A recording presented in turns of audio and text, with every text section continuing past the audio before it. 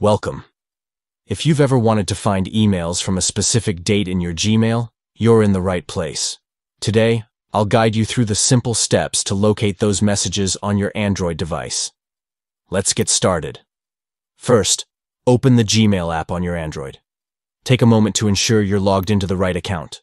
Once you're in, look towards the top of the screen for the search bar. This is where the magic begins. Next, tap the search bar. Just below it, you'll notice a variety of filters that can help narrow down your search. If you don't see the date filter immediately, don't worry. You might need to swipe through those filters until it appears. Now, go ahead and tap on the date filter. This will allow you to choose the time frame you're interested in.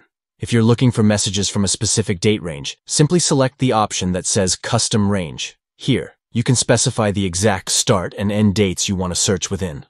Once you've entered your desired dates, make sure to tap OK to apply your selection. And there you have it. You'll see all the emails that match your chosen date criteria. It's that easy. So next time you're searching for an email from a specific date, remember these simple steps. Happy emailing!